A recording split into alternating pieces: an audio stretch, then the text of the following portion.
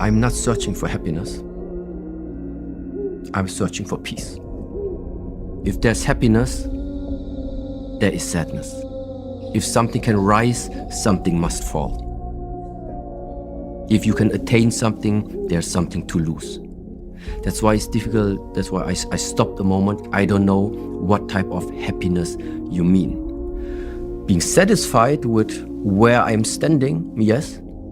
Does it mean that I don't have hard moments? I have hard moments. And that's why for me, like, what is it I ultimately look for? I would call it's just peace.